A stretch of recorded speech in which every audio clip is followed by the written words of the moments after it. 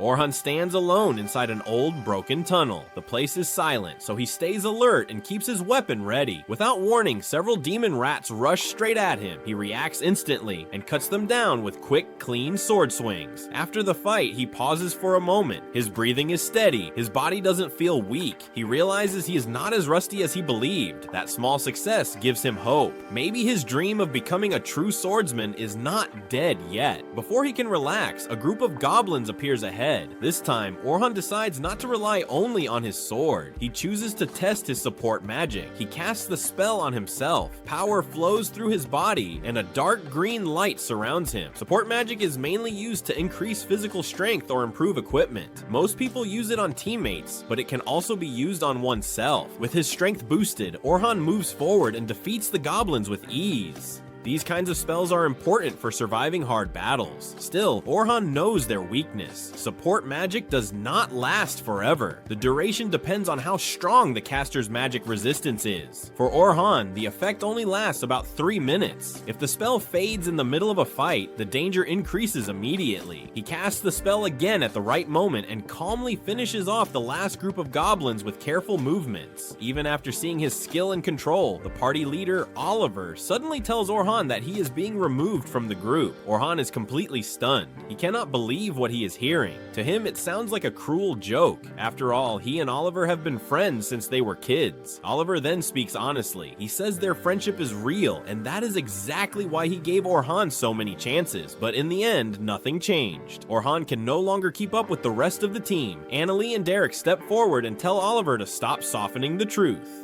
They bluntly tell Orhun that he is being kicked out because he is not strong enough. Orhun stands there, frozen. His mind struggles to accept it. This party was formed by Orhun and Oliver 8 years ago. They grew fast and became incredibly powerful. They were the first group to ever reach the 94th floor of the Southern Great Dungeon. Because of that, people began calling them the Heroes Party. Oliver admits that Orhun's support magic is not useless, but during their last mission, they saw enchanters from other teams. After comparing the difference, they realized how far behind Orhun truly was. Orhun reminds them that he is a swordsman, not a pure enchanter. Support magic was never supposed to be his main role. Dennis suddenly snaps at him and tells him to stop lying. He says Orhun only changed roles because Oliver was always better with a sword. Orhun denies it. He explains that the party desperately needed an enchanter, and he was the one with the most talent for it. He even created his own magic to cover his weaknesses. That effort is likely the reason they survived the deepest dungeon floors. Oliver ends the argument. He tells Orhun it no longer matters because they have already found a replacement. Orhan's eyes widen. He asks if this is really how they plan to treat him after everything they have been through. Deep down, he knows Oliver is right. There is no reason to keep fighting. Holding on to his last bit of pride, Orhun turns around and walks away. As he leaves, Annalie calls out to him. She says people like him are called Jack of all trades. He can do many things, but he is never truly great at any one of them. Later, while walking through the tunnel, Orhun thinks about those words. He believes he is flexible enough to master both the sword and magic, and when that day comes, no one will dare call him that again. Feeling exhausted, Orhun decides to head home. At the dungeon entrance, a group of adventurers suddenly runs out. They are pale, shaking, and clearly terrified. Orhun ignores them and keeps walking. Then he hears something that makes him slow down. They are talking about being ambushed by a large group of orcs. With no way to fight back, they were forced to retreat, and in their escape, they had no choice but to leave behind the new girl who joined their party earlier that day. Orhun suddenly stops when he hears their conversation. He knows he should walk away and stay out of it. Even so, his body refuses to move. His hand tightens into a fist. He understands better than anyone how painful it is to be abandoned by your own team. The adventurers begin defending their choice, saying they had no option but to leave the girl behind. That is when Orhun finally speaks. He tells them that people like them anger him the most. They argue back, claiming that even if they had stayed, the result would have been the same. Their leader loses his temper after being questioned by a stranger. He throws a punch at Orhun. Orhun calmly blocks the attack and strikes back, slamming the man hard onto the ground. He then asks them where they left the girl. Deep inside the dungeon, the girl is pressed against a stone wall. Orcs slowly close in on her from every side. She raises a magical barrier to protect herself. For a short time, it holds, but the orcs keep smashing it again and again until it finally breaks. With nowhere left to run, she lowers her head and quietly accepts what is is coming. Suddenly, a strong wind sweeps through the room. In the next instant, Orhan appears in front of her. Without hesitation, he casts his support magic and charges forward. His sword flashes as he cuts down several orcs. The girl stares in disbelief. She has never seen someone fight while using support magic at the same time. She cannot tell if he is a swordsman or an enchanter. Orhan keeps moving, striking down enemy after enemy. The girl watches in shock, unable to look away. As the fight continues, Orhan realizes there are many orcs. He understands why a weak party would choose to flee. Even so, he knows they are no threat to him. Using his enhanced blade, he finishes the remaining orcs in a single swift attack. When the battle ends, Orhan walks over and asks if she is hurt. The girl suddenly collapses and breaks down in tears. A few minutes later, they leave through a nearby exit. Outside the dungeon, Orhan tells her goodbye and starts to walk away. She quickly stops him and says she wants to thank him properly. She introduces herself as Sophia and offers to buy him dinner as a way of showing her gratitude. Orhan refuses at first, saying he did not save her for thanks. Sophia looks at him with pleading eyes. He sighs and gives in, unable to turn her down. He agrees to eat with her. Before they leave, Orhan notices the symbol on her cloak. It feels familiar, though he cannot remember where he has seen it. That night, they arrive at a small restaurant. Sophia says it is her favorite place. When Orhan sees the sign outside, his memory clicks. The symbol belongs to one of the rabbit shops. He connects it to the crest on her cloak and realizes that Sophia is part of the Night Sky Silver Rabbits, one of the largest guilds in the kingdom of Nohitten. Inside the restaurant, Sophia suddenly runs into her older sister, Selma. Sophia asks why she is there, and Selma casually replies that she had business nearby and stopped to eat. Selma notices Orhan and immediately scolds Sophia, saying it is too early for her to be hanging around men. Sophia is surprised to learn that Orhan and Selma already know each other. Selma is a member of an S-rank team, the strongest group within the Silver Rabbits. She is also known as the most powerful enchanter on the continent. She was the one who made enchantment famous. She created the idea of dividing parties into roles: attackers to fight, defenders to protect, and supporters to assist from behind. That system changed how all adventurers prepare for dungeons. It was because of her influence that Orhan chose to become an enchanter for his old party, and after seeing Selma's overwhelming enchantments during a raid last month, Oliver and the others decided Orhan was no longer needed. Orhan looks at Selma, confused by the cold glare she gives him. Suddenly, Selma accuses him of trying to get close to her 14-year-old sister. Orhan quickly explains that all he agreed to was dinner and that his intentions are clean. That answer only makes Selma angrier. She assumes he is saying Sophia is not good enough for him. Before things get worse, Sophia steps in and tells Selma to stop yelling. She reminds her that this man is the one who saved her life. Selma looks confused at first. Then, after a moment, her expression changes. She finally understands what happened. Sophia went into the dungeon alone. Sophia lowers her head and apologizes. The three of them sit down and begin eating together. Sophia is still curious about how Orhan and Selma know each other. Orhan explains that they met during a large raid. Back then, both of them were enchanters assigned to the same unit. Selma ranked higher, so she led the group while Orhan supported her during the mission. Selma looks surprised that Sophia does not recognize Orhan's name. She tells her that he was part of the famous Heroes Party. Sophia gasps and immediately starts acting much more polite toward him. Orhan quickly clears things up. He tells them he is no longer part of the Heroes Party. Selma is shocked. She cannot believe such a skilled enchanter was let go. She asks if that means Orhan is free now. Orhan assumes she is about to invite him to join the Silver Rabbits. Before she can finish, he refuses and says he does not plan to join any party. Selma stops him and says he misunderstood. She is not trying to recruit him. Instead, she wants him to serve as a tutor for a training expedition starting tomorrow. His job would be to help guide and train new recruits. The plan is for adventurers ranked A and above to lead the group. Over 3 days, they will descend 50 floors into the Southern Great Dungeon. Orhan is stunned. Even elite adventurers usually take 6 months or more to reach that depth. Selma admits it will be extremely difficult, but if they take the shortest route, it is possible. Orhan realizes something does not add up. The plan is dangerous enough that the clan could have rejected the sponsors if they wanted. That means there must be another reason. After thinking for a moment, he understands. If new recruits who cannot even defeat a floor boss are allowed to reach deeper levels, the entire clan will grow stronger much faster. Selma looks surprised. She did not expect Orhan to figure that out so quickly. In the dungeon, a boss appears every 10 floors. Defeating it is required to go deeper. New recruits often get badly injured or even die during these fights. But if a tutor defeats the boss instead, the recruits only need to register at the crystal and continue. That is why the clan needs as many powerful tutors as possible. Selma gently takes Orhan's hands and tells him she truly respects him. That is why she wants him on this mission. Hearing her words, Orhan remembers being kicked out of the heroes party because his support magic was weaker than hers. The thought alone tells him one thing clearly: if he returns to being an enchanter, he will regret it. He pulls his hands back and tells Selma he cannot join because he already has plans. Sophia suddenly looks at him with pleading eyes and begs him to come along. Orhan gives up. He agrees, but with one condition. He tells Selma that he has switched paths. If he joins them, it will be as a swordsman, not an enchanter. Selma is surprised but does not argue. If things go wrong, she believes he can always return to enchantment. She tells him to be at Silver Rabbit headquarters the next morning. Later that night, Orhan visits his favorite shop. The owner is about to close, but still invites him in for a drink. The old man thanks Orhan for promoting the store back when he was a famous adventurer. Because of that, business has been great. Orhan feels awkward and admits he is no longer part of the heroes party. Even so, the owner thanks him sincerely. Orhan is confused. Despite being cast aside, he is still being appreciated. The old man smiles and tells him that he feels Orhan will receive many more thanks in the future. He says leaving the heroes party may actually turn out to be a blessing, one Orhan simply cannot see yet. He tells Orhan to trust his heart and walk his own path.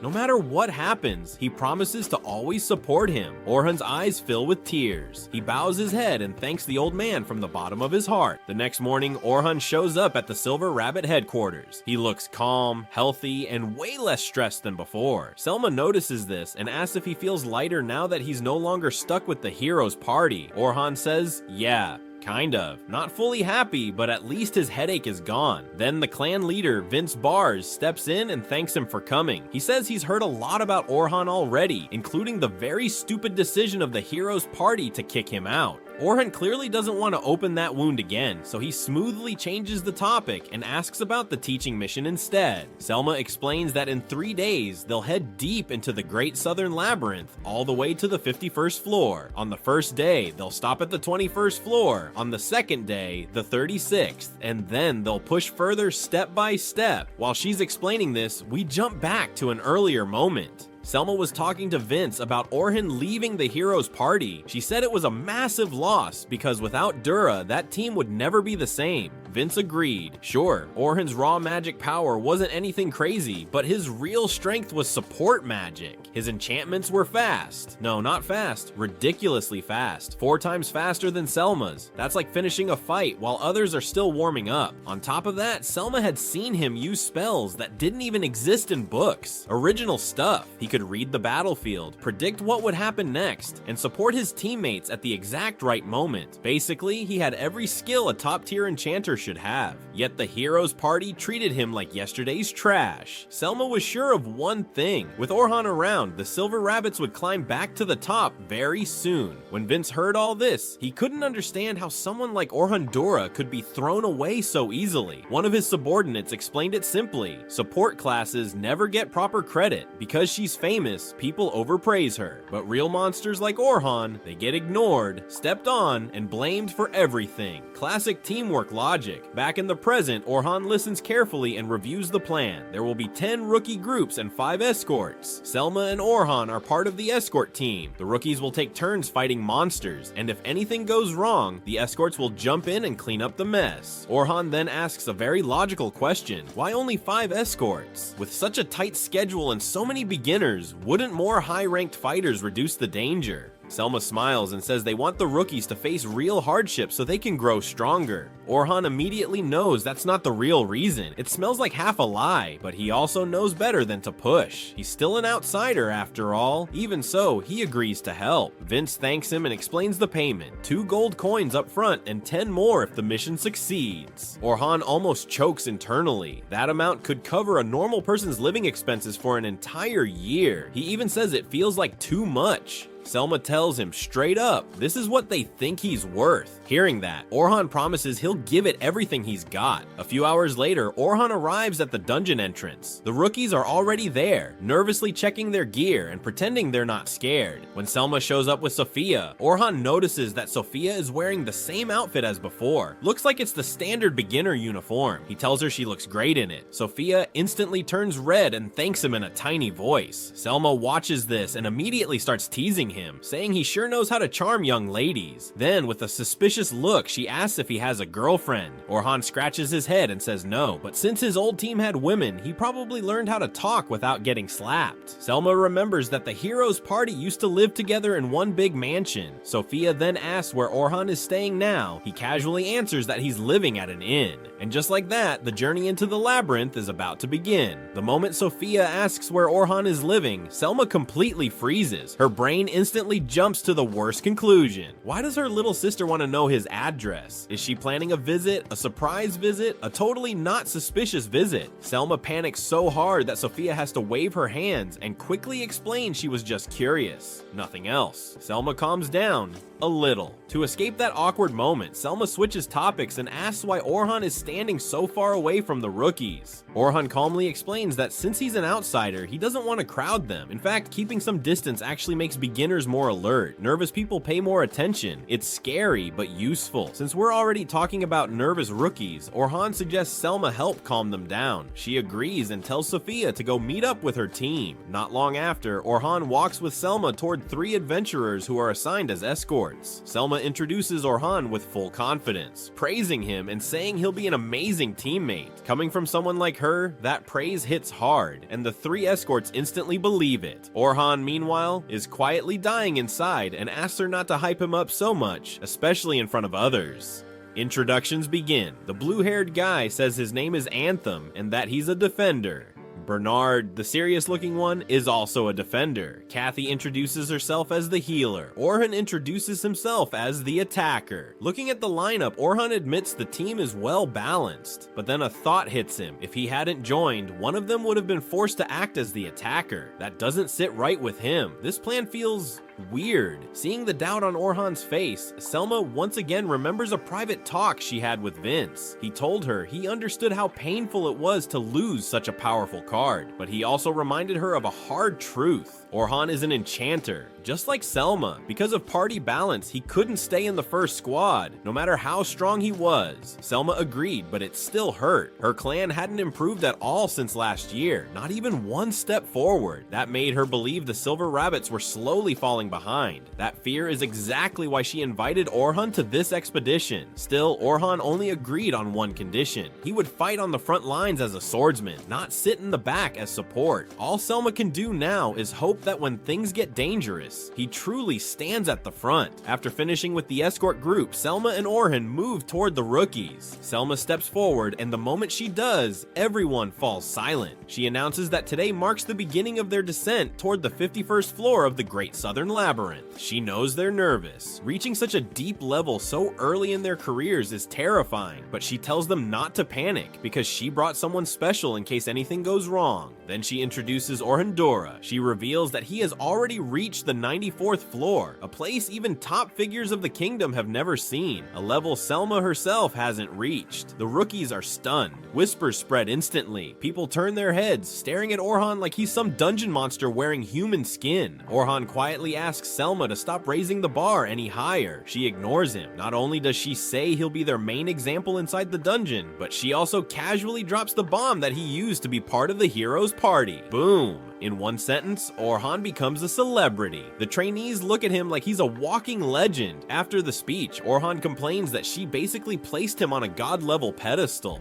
Selma says it was necessary. If the rookies feel safe, they'll perform better. In Orhan's head, though, the word hero only matters if it helps his grandfather run the shop back home. That's it. He just hopes all this attention doesn't turn into a massive headache later. Selma then assigns Orhun to Team 10, made up of the most talented rookies. If they learn teamwork, they could easily reach the middle floors. She grabs Orhan's hand, giving it a gentle squeeze, as if asking him to look after them. Orhan isn't sure if trusting an outsider this much is wise, but it's too late now. He walks over to Team 10. 3 rookies are standing there, including Sophia. Orhan looks around. Something feels off. Someone is missing. After a quick head count, Orhan realizes something uncomfortable. Yes, everyone is present, but this team is tiny, way too tiny. Sending so few rookies together is risky, extremely risky. The confident boy steps forward with a smile that screams future headache and says that no one else can keep up with their speed anyway. Orhan looks at him and silently wonders what kind of menace this kid will become when he grows up if he already has this much attitude now. Orhan tells them to introduce themselves properly. The smug kid goes first. He says his name is Logan Hayward and proudly declares that he's an enchanter who will one day surpass Selma herself. Orhan nods politely, but inside he's thinking, ah yes, confidence level, boss fight. Next is Caroline Inglot, who introduces herself as a defender. Orhan quickly notices something strange. For a defender, she's barely wearing any protective gear. When he asks about it, Caroline casually explains that she hates armor and shields. She prefers dodging instead of blocking because the idea of disgusting monsters touching her makes her sick. Ironically, because she wants to kill monsters more than anything, she picked the class that forces her to get as close to them as possible. That logic hurts Orhan's brain. He calmly points out that dodging attacks is much harder than blocking them, especially for someone with little experience. He asks if anyone in the clan tried to stop her. Logan answers that plenty of people did,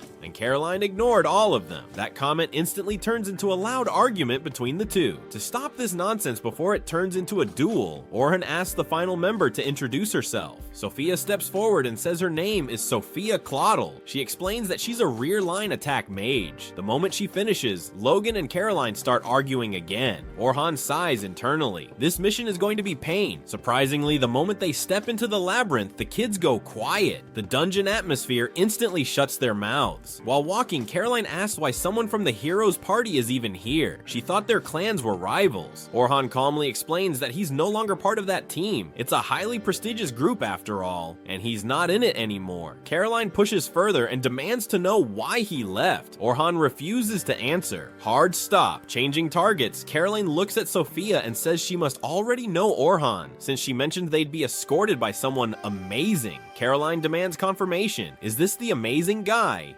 Cornered, Sophia turns as red as her hair and admits that yes, this is him. She says Orhan saved her life once, that he's incredibly strong, and that he used to be part of the heroes' party. She also says her sister told her not to worry, because as long as Dora was there, everything would be fine. Orhan listens quietly. He doesn't see himself as a hero at all. He even wonders if Selma exaggerated everything just to keep her sister calm. Suddenly, 2 wolves that had been silently watching decide to attack from behind. Bad idea. They leap forward and instantly trigger a magical trap Orhan placed earlier along the path. The wolves are neutralized before they even reach the group. Orhan feels relieved. Preparing traps for surprise attacks was the right call. These kinds of enemies aren't worth wasting time on. Time is precious here. If they're going to struggle, it should be against real threats. Later, when Team 10 reaches the 20th floor, Orhan has seen enough. He won't have much trouble supervising them for the rest of the expedition. Logan, despite being annoying, is actually talented. His enchantments are solid, and if he performs well in longer fights, he'll be very useful in a ranked group someday. That said, he's terrible at giving orders, which is a big problem for his role. Still, that's something he can learn with time. Caroline is insanely fast, just like a dodge-based defender should be, but she has 2 serious problems. First, she attacks without thinking and constantly puts herself in danger. Yes, she needs to be on the front line, but the way she throws herself into danger is worrying. Second, she only uses 2 daggers. They fit her style, but the damage output is low. The team lacks firepower because of it. Sophia isn't as flashy as the other 2, but she's already stronger than an average rookie. She hesitates sometimes and stays passive during fights, but that should improve once she syncs better with her teammates. Most importantly, she doesn't have any major weaknesses, which makes her future growth very promising. Meanwhile, Selma's group, with help from the escorts, defeats the boss of the 20th floor. After that, the rookies register the floor on their guild cards, officially ending the first day of the expedition. With some time to relax, Selma asks Orhan what he thinks. He says Team 10 has serious potential, but they don't work well together yet. He admits he's especially worried about Caroline. Selma says she's already improved a lot recently. Orhan can't help but wonder how terrifying she must have been before that improvement. The next morning, Orhan's mood crashes hard. He opens the newspaper and sees a front-page article about the heroes' party's new enchanter. The article openly states that Orhan was expelled. No mercy, no respect. it. Angry and humiliated, he crushes the paper in his hands. What worries him even more is the thought that some rookie might have read it and started looking at him differently. That's the last thing he wants. As he leaves the inn and heads to the meeting point, a familiar voice calls out to him. It's Luna, someone he hasn't seen in a long time. Back when Orhan was still in the hero's party, when everyone else treated him worse and worse, Luna stayed kind.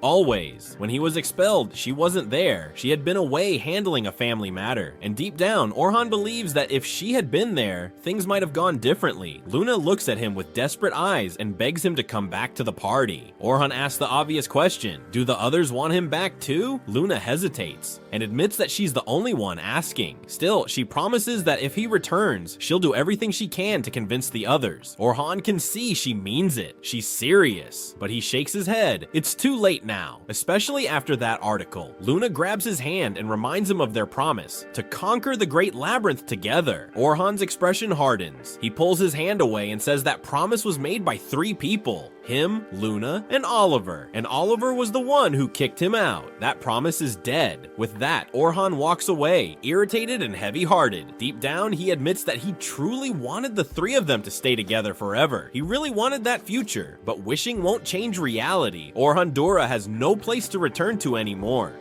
When Orhun reaches the meeting spot, he immediately feels something is off. The students are whispering to each other, clearly talking about the article that spread overnight. They're confused and curious, wondering why Orhun never told them that he was removed from the hero party. Before anyone can question him directly, Selma shows up. She quickly apologizes to Orhun. The day before, she had proudly told the students again and again that he was a member of the hero party, not knowing the truth. Orhun calmly tells her it's fine. He admits that part of the misunderstanding is his fault, since he never clearly explained what happened back then. He reminds everyone that no matter what the article says, the facts haven't changed. He still reached the 94th floor on his own and had no trouble leading them the previous day. A rumor like this doesn't erase his experience or strength. Caroline and Sophia never doubted him for a second, but Logan looks far less convinced. Logan directly asks if the article is true. Orhan answers honestly, yes, he was kicked out for being too weak, but strength is relative. Even so, he promises that he's more than capable of guiding them safely down to the 51st floor. Most of the group accepts this, but Logan silently decides that Orhan must be overrated. They soon enter the dungeon, aiming to reach the 35th floor by the end of the day. Until they pass the 31st floor, Orhan isn't allowed to fight and can only supervise. All he can do is watch closely and step in only if something goes seriously wrong. Thankfully, the students handle the early floors smoothly thanks to their talent. Once they reach the 31st floor, Orhan finally takes command and moves to the front. Suddenly, he raises his hand and tells everyone to stop. He senses monsters nearby. The group immediately prepares for combat as goblins appear ahead. Orhan tells Caroline to attack first. She rushes forward without hesitation, but she pushes herself a bit too far. Orhan is about to ask Logan to support her with magic, but Logan has already started casting. He doesn't see the point in waiting for Orhan's orders, especially since he no longer sees him as a real hero. Orhan notices Logan's attitude, but he doesn't react. Instead, his attention shifts to Sophia. She's facing an orc and completely frozen in fear. Memories of her past dungeon trauma are holding her back. Orhan chooses not to jump in immediately. Logan, watching this, thinks Orhan is a terrible instructor for letting her struggle and prepares to rescue her himself. That's when Logan realizes something strange. Orhan has quietly cast a spell that slows the orc down, giving Sophia extra time, without drawing attention to it. Orhan calmly speaks to her, reminding her that she isn't alone anymore.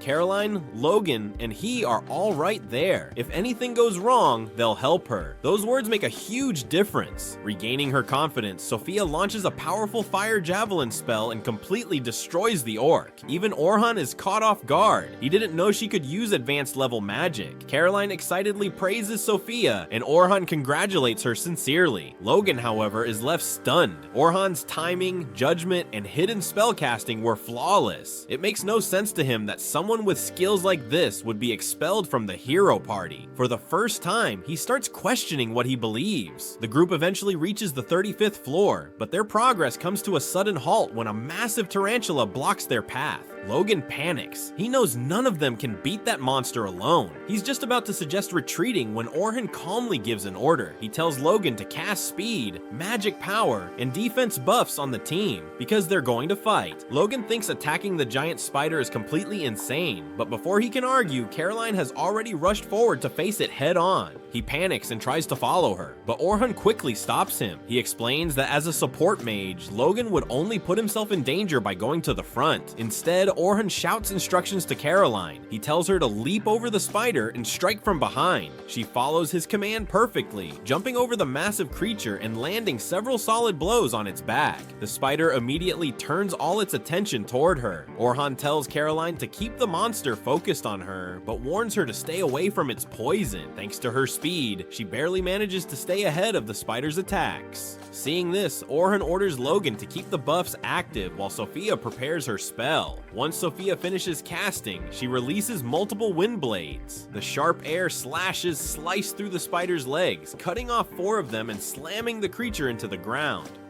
Still, it's not defeated yet. Orhun calmly tells Logan to cast another boost, this time increasing Caroline's strength and speed. Logan doesn't understand why at first, but the reason becomes clear almost immediately. The spider suddenly fires sticky webbing and drags Caroline toward its open mouth. This is exactly what Orhan predicted. The strength boost was meant to help Caroline break free on her own, but even with the buff, she's still struggling. At that moment, Orhan secretly enhances the sharpness of her dagger. With the extra cutting power, Caroline finally slices through the web and escapes. Now it's time to end the fight. Orhan tells Sophia to fire a rock bullet spell. The attack slams into the spider and finishes it off for good. With the battle over, Orhan praises everyone for their teamwork. After that, the group returns safely to the surface. Tomorrow will be their final day when they attempt to push all the way down to the 51st floor. Selma reminds everyone to rest well and prepare themselves. As Orhan is heading out, 2 other supervisors call out to him. They aren't looking for trouble, they simply invite him to have dinner with them. Since he hasn't really talked to them much during the expedition, he agrees, and the 3 of them head to a tavern together. At the same time, Sophia, Caroline, and Logan are riding home in a carriage. Logan is unusually quiet, lost in thought after everything he witnessed. Remembering that Orhan once saved Sophia from a group of orcs, he asks her if she remembers how Orhan fought back then. Sophia says she doesn't recall all the details, but she remembers a powerful gust of wind when Orhan landed, followed by him enchanting his sword before cutting down the orcs. Logan guesses that the enchantment must have been a sharpness spell. That surprises him, because weapon enchantments are much harder than buffing people. What confuses him even more is why someone so talented with magic would fight using a sword. Sophia admits she doesn't really know either, but she did hear that Orhan recently started training as a frontline fighter. Hearing this makes Logan feel conflicted. He was angry and disappointed when he learned Orhan had been removed from the hero party, thinking he had failed somehow. But after today, he realizes how wrong he was. Orhan wasn't just a great supporter, he was exceptional. Casting debuffs is extremely difficult, yet Orhan used one effortlessly. Even Selma avoids debuffs most of the time because of how complex they are. On top of that, Orhan read the battlefield perfectly, gave flawless instructions, and even predicted the spider's final move before it happened. Logan has never seen an enchanter anywhere near this level, so why would someone like that switch to being an attacker? Caroline asks if Orhan is at least strong with a sword. Sophia nods and says he has to be, otherwise he never could have saved her from those orcs. That's when it finally clicks for Logan. Orhan isn't just talented, he's a rare genius, someone who excels in both magic and swordsmanship. Logan understands now that surpassing Orhan is impossible, at least for the moment. Still, he refuses to give up. Quietly, he makes a promise to himself. He'll learn everything he can from Orhan and work hard until one day he can stand at the same level. Meanwhile, Orhan is at a tavern with the other supervisors, enjoying a well-earned meal. The food is surprisingly good, and the relaxed atmosphere feels nice after a long day. Curious, the others ask him what he used to do for fun back when he was part of the hero party. Orhan gives a small smile and says he barely had time for fun at all. Most of his days were spent handling errands, planning, and taking care of all the behind-the-scenes work. Hearing that, the others feel genuinely bad for him. It makes the article calling him useless sound even more ridiculous. If anything, it seems like Orhan was holding the entire party together. They tell him he shouldn't waste his energy worrying about people who failed to appreciate him. Hearing someone defend him like that means more than Orhan expected, and he thanks them sincerely. Still, they can't hide their curiosity. From what they know, Orhan was once an enchanter in the hero party, and according to Selma, an incredibly skilled one. So why did he suddenly switch to fighting on the front lines? Orhan explains that after leaving the hero party, he finally picked up a sword again, because that's what he always wanted. Before becoming an enchanter, he had joined the party as a swordsman, and becoming the strongest swordsman in the world was his lifelong dream. Watching his grandfather fight when he was younger inspired that goal. That raises another question. If being a swordsman was his dream, why become an enchanter at all? Orhan sighs and tells them it wasn't his choice. In the early days, as the hero party pushed deeper into the dungeon, the enemies became far stronger. Their team setup simply couldn't keep up. Around that time, Selma's influence began spreading, and the party decided they needed an enchanter. Since Orhan could learn almost anything, the responsibility naturally fell on him. It wasn't easy, but his decision allowed the party to reach the 94th floor. Still, Orhan says that wasn't truly a good thing. They advanced too quickly. Instead of slowly building strength, they rushed forward unprepared. Whatever waits on the 94th floor is something the hero party absolutely cannot handle right now. Trying to go further would be nothing but reckless. The mood shifts when they notice Orhan growing tense, so they quickly change the subject. They ask him what kind of swordsman he wants to become. Orhan answers without hesitation. He wants to be a versatile swordsman, someone who can adapt to any situation and even survive the deepest floors alone. The others are stunned. It's an unheard of goal, but if anyone could achieve it, they believe Orhan can. The next day, the hero party enters the dungeon once again, and remembering Orhan's warning about the danger beyond the 94th floor, one thing becomes painfully clear. They're about to do something incredibly foolish. On his last day, Orhan walks over to the new group to say goodbye, and the three kids run to him with big smiles, happy to see their teacher one final time, while Caroline jokes that this whole journey would feel better if there was a reward waiting at the end, making Logan curious enough to ask what kind of prize she wants. And Caroline slowly looks at Sophia, causing Sophia to turn red because she already understands the hint, and just as she gathers the courage to speak, Orhan gets called away and hears two adventurers talking about how the hero team is heading deep into the Great Southern Labyrinth from the 92nd floor to test a new battle plan, which makes him quietly worry they should start on safer floors, but he pushes the thought aside and keeps moving, while at the same time on the 92nd floor, Oliver feels confident and believes victory is guaranteed now that the team is free from what he calls their weak link, with most of the group agreeing except Luna, because 2 days earlier, a cheerful new girl named Philly Carpenter joined them, full of energy and excitement, and Oliver proudly says she once reached the 100th floor of the Great Western Labyrinth and calls her their first real enchanter, making Dirk and Annalie laugh and joke that they no longer need to rely on the old member, as Philly thanks everyone for the warm welcome and notices the fancy room and expensive setup, asking if all this money really goes into missions, but Oliver quickly changes the topic and says today is about celebrating Philly, not talking about Orhan, when suddenly Luna rushes in with urgent news and announces that Orhan has joined a powerful team called the Night Sky Silver Rabbits and is heading into the same labyrinth, shocking everyone who can't believe someone they see as useless could join such a strong group. And when Luna learns the truth that Orhan was kicked out and replaced by Philly, she gets angry and says it was a huge mistake because Orhan was the heart of the team and the reason they survived so long, while Annalie and Dirk argue back and say the rest of them don't feel the same, leaving Luna to finally accept that he is gone for good, which makes Oliver feel relieved as he explains their next plan to test Philly on the 92nd floor in 2 days before pushing deeper to the 94th. But Luna crosses her arms and warns them this is reckless and that even if Philly is skilled, they should start on safer floors, reminding them of the dangerous black dragon that nearly killed them before, yet the others brush her off and keep blaming Orhan for past struggles, forcing Oliver to end the argument by saying the mission will only test their new setup and not fight the dragon. And now back in the present, the hero party is already in trouble as they face powerful enemies without fully knowing how to work with their new member, and standing in front of them is a huge mammoth-like monster with thick skin and massive strength as Oliver charges forward, but the beast blocks him with its long tusks. Oliver's attack misses and he quickly pulls back as Dirk steps forward with his shield to take the front, but But at the same time, Oliver feels his body grow heavy because his magic boosts fade away, making him turn to Philly and ask why the power spells keep stopping. And she nervously admits she still doesn't understand how the team fights or when to use her magic, which makes Oliver remember how Orhan learned everything in less than an hour on his very first day. And before he can think more, the mammoth slams into Dirk with massive force, nearly knocking him down, causing Annalie to shout because she almost gets hit too. And even though Dirk grits his teeth and tries to hold on, everything feels harder than usual. Annalie shoots flames at the beast, but they barely leave a mark, making Oliver stare in shock as he realizes her strength is much weaker than normal. So he tells Philly to boost Annalie, and even though Philly says she already did, she tries again. Yet Annalie's next attack still does nothing, which confuses Oliver because he believed Philly's magic should be stronger than Orhan's ever was. While Dirk struggles to keep the monster back and yells for help, snapping Oliver back to his senses as he orders Annalie to circle around and attack from the side. But the beast notices her instantly and forces her to jump away, making Oliver tell Philly to watch the enemy and warn them of its moves, only for her to admit she can't do that and can only focus on support magic, which makes Annalie groan in frustration as Oliver looks around and starts to panic because everyone feels weaker and he doesn't understand why. And just as Luna steps forward to explain the real reason, the ground begins to shake and a massive shadow covers them as the black dragon appears, filling the air with fear and heat, making Oliver gasp because the dragon was never supposed to leave its boss area. But the dragon doesn't care and crushes the mammoth like it's nothing, causing Luna to shout for everyone to run, while Dirk and Annalie refuse to back down, and Oliver clenches his fist, saying they beat this monster once and can do it again. But the dragon fires a blazing fireball that sends Dirk flying even with his shield up, forcing Luna to rush over and heal him, as Oliver turns in anger and demands to know why Philly didn't boost their front fighter, only to see her frozen in fear and unable to move. And when Annalie throws a long spear of fire at the dragon, it still does nothing, while the dragon's attack explodes nearby and throws her to the ground, making Luna scream for them to escape, as Oliver's mind spins in chaos and fear. And when the dragon begins charging a huge attack, Oliver grabs Philly, snaps her out of it, and begs for a boost, which she finally gives, allowing Oliver to pour all his strength into one powerful move. But even though a bright holy blast crashes into the dragon's fire in a massive explosion, the dragon stands untouched, making Oliver realize they can't win, and with his voice shaking, he asks Luna what to do, and she tells him he's the leader and must decide, but then offers the only way out by telling him to use the Whimsy Portal, a rare item that opens a doorway inside the maze and throws anyone who enters to a random place. Even though Philly warns it could send them to another boss area, Luna says it's still better than staying, so Oliver slams the item onto the ground and a glowing doorway opens. But before the team can move, the black dragon blocks them with a wall of fire, and in a shocking moment, the dragon itself steps into the portal, which snaps shut right after it. Dirk finally breathes out, thinking the danger is over, but Luna quickly shakes her head and says this is actually worse because the dragon might now be in a weaker area where new and helpless adventurers could get killed. So she decides to contact the guild and use the emergency function on their guild cards, explaining that this special feature can pull them out of the labyrinth in life or death moments, even if they get punished later. And Oliver agrees and gets ready to activate it, but Luna stops him and points out that Dirk and Annalie are too injured to even stand yet. So while she heals them, she speaks up and says that when they go back to face the dragon, they should replace Philly with Orhan, which makes the others protest right away. And that's when Luna raises her voice and finally reveals the truth she wanted to explain earlier, saying none of them got weaker at all, and everyone is just as strong as before, making Oliver argue that even his strongest attack couldn't hurt the dragon. But Luna explains that without Orhan, their power isn't being used the right way, and she tells Oliver that he barely charged any magic before firing his holy move, which is why it felt so weak. Then she asks him what all support magic has in common, and Oliver answers that the strength depends on the caster, while the time it lasts depends on the person receiving it, and the enchanter has to keep refreshing it because most boosts only last a few minutes. And Philly admits that part is true, but adds the real problem is that this team has very high magic resistance, so support spells fade extremely fast, sometimes in less than 2 minutes, and for Oliver it can disappear in under a minute, which makes Oliver angry. But Luna calmly explains that his body just doesn't work well with normal enchanters, and says Orhan was different because he could do things that shouldn't be possible. And when Oliver scoffs and says Philly should be able to do the same, Luna shakes her head and explains that Orhan knew his limits, once, and instead of complaining, he created his own spells to make up for them, which shocks Oliver, Dirk, and Annalie. And when they refuse to believe it, Luna looks them in the eyes and says it's true, then tells them they don't have time and need to leave now. And as they rush out of the labyrinth, Oliver remembers Orhun once talking about making his own magic, something he had laughed off before. But Luna corrects him and says Orhun created a support spell that could boost their power more than 50 times, making Philly gasp and say that even the famous Selma from the Night Sky Silver Rabbits can only boost 10 times at best. And that's when Oliver finally understands that his divine flash only felt strong because of Orhan's magic. And Luna confirms that both Oliver's sword attacks and Annalie's spells were being raised nearly 50 times whenever Orhan supported them, which made Oliver grow careless and stop focusing properly, trusting the boosts to do the work. And she adds that Annalie had the same issue because without Orhan, she could only cast average spells. And it wasn't just offense either, because Orhan also strengthened Dirk's armor and defense at the same time, so when his magic vanished,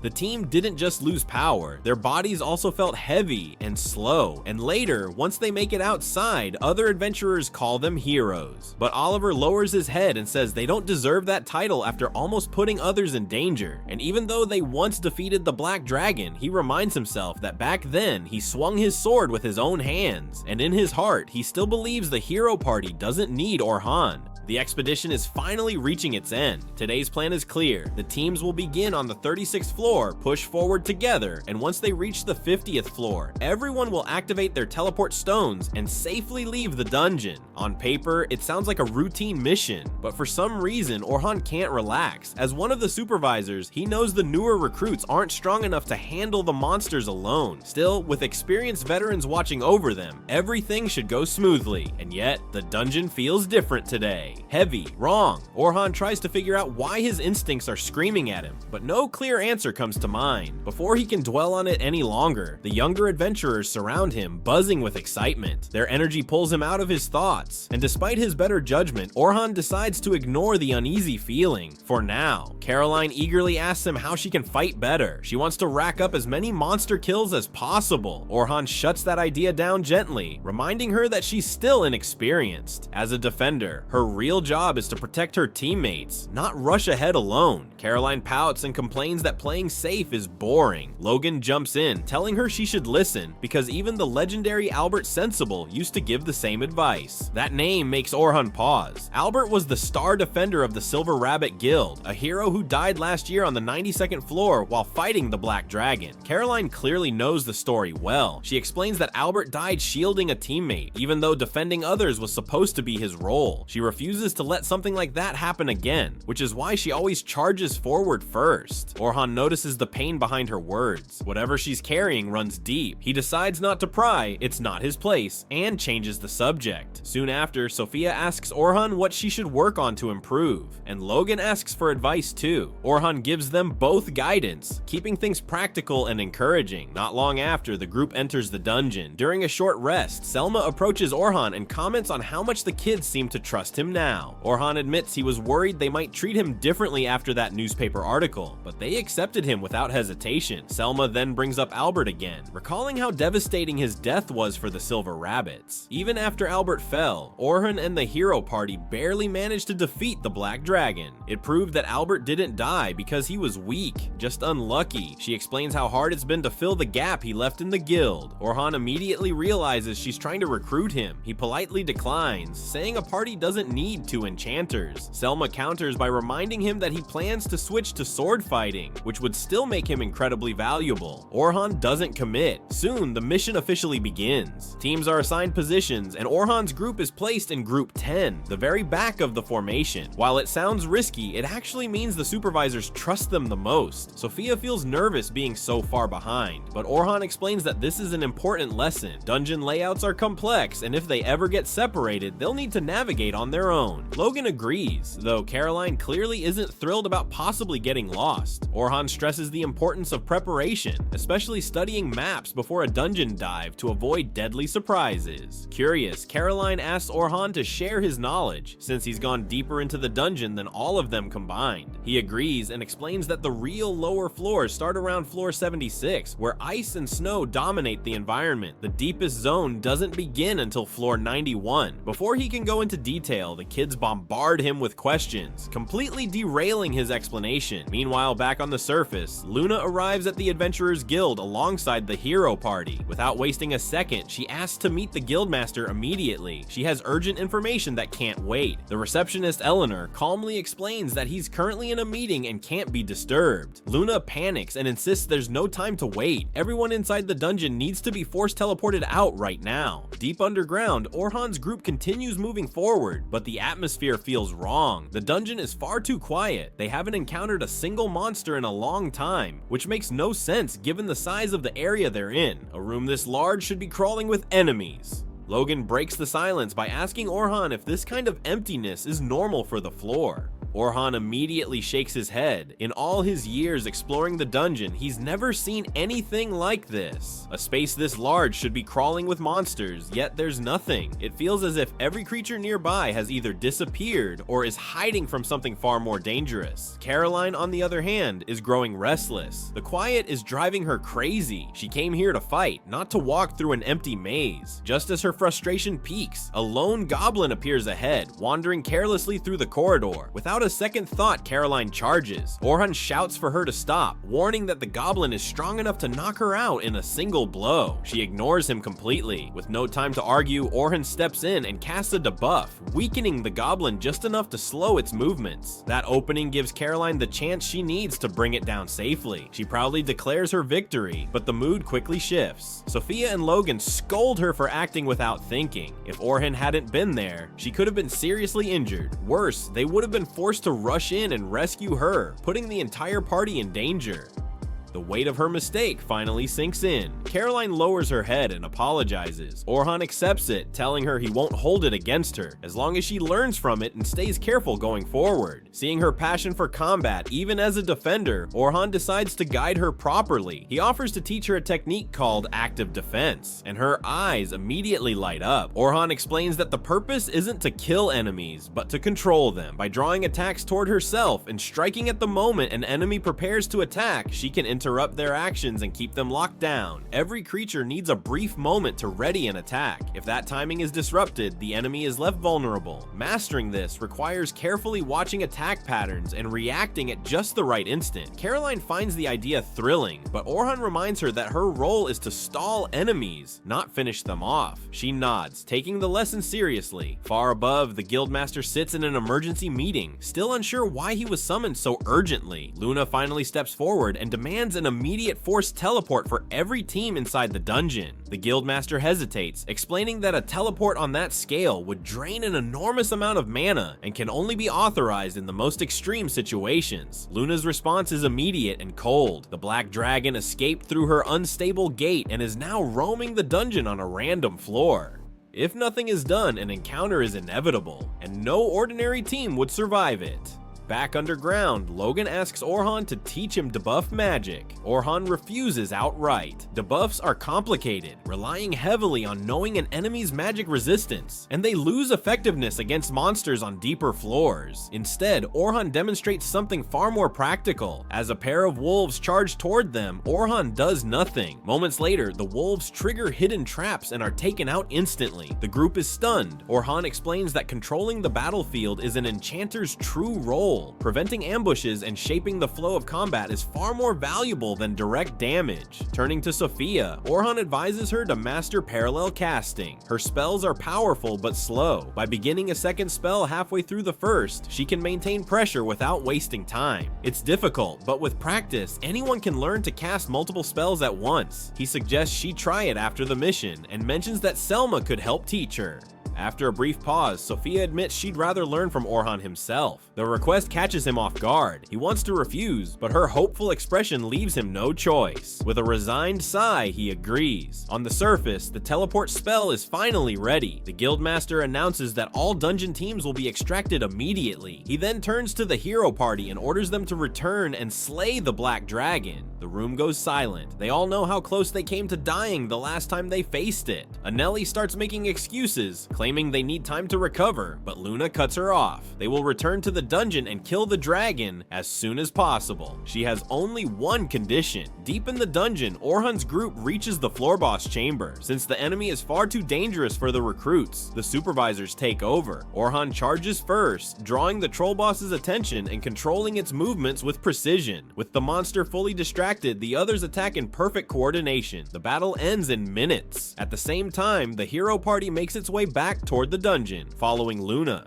When questioned about why she ordered floors 40 through 50 evacuated first, she answers plainly, Orhan is most likely on those floors, and without him, defeating the Black Dragon would be impossible. Back below, Orhan and the supervisors defeat the massive crab guarding the 50th floor, officially ending the expedition. For the first time all day, Orhan allows himself to relax. Then the air above them begins to crack. Space itself shatters as the Black Dragon tears its way into the room. Its overwhelming presence freezes everyone in place, terror flooding the chamber. The dungeon's silence finally makes sense. The nightmare has arrived, and the real battle is about to begin.